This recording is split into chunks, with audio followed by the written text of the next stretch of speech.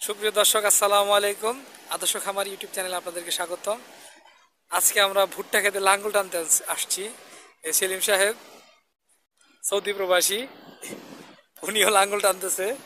দেখেন কিভাবে লাঙ্গল টানতে হয়।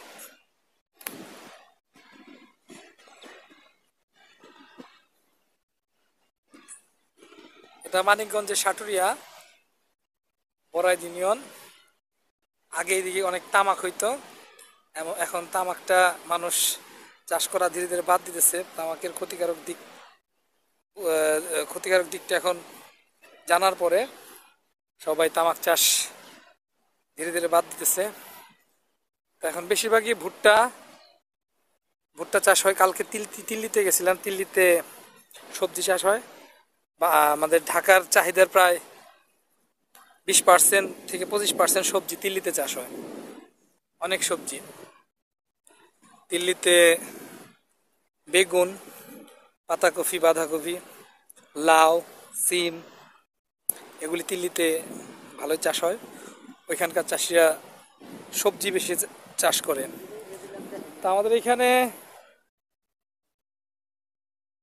ধান চাষ হয়,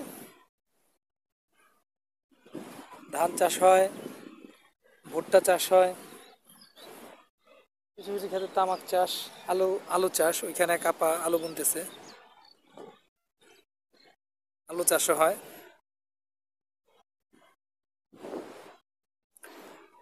সামনে নদী, আমরা লাঙ্গল টানার পর গোসল করে যাব এই নদী থেকে। তো আমাদের গ্রামে সবই আছে আলহামদুলিল্লাহ। আমাদের থেকে নদীও কাছে, আমরা ইচ্ছা করলে নদীতেও গোসল করতে পারি, মাছও মারতে পারি। এখানে অনেক মাছ পাওয়া যেত আগে, এখনো পাওয়া যায়। দেখেছিলেন স্যার, গাছ জানে ভাঙেন, আপনি একটা দুটো গাছ ভাঙিয়ে ফেলছেন। সেলিম সাহেব আবার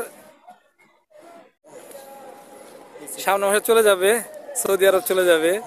তা আপনি যে সৌদি আরব চলে যাবে, কি আপনার বউ বাচ্চা নাই? আছে। তো ওদের থেকে যে চলে যাবে, এটা কি ঠিক হবে? কি করবো, দেশে তো কাজ নাই। কাজ নাই, এই যে আপনি ভুট্টা বুনতেছেন, ভুট্টা কি হয় না? হয়, এটা যা হয় তা তো আমাদের চলে না। চলে না রে। বাচ্চা কাচ্চা কি পড়াশোনা করে?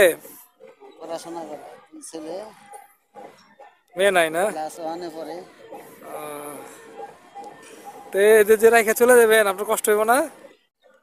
কষ্ট তো হবে, কষ্ট হইলে আর কি করার আছে।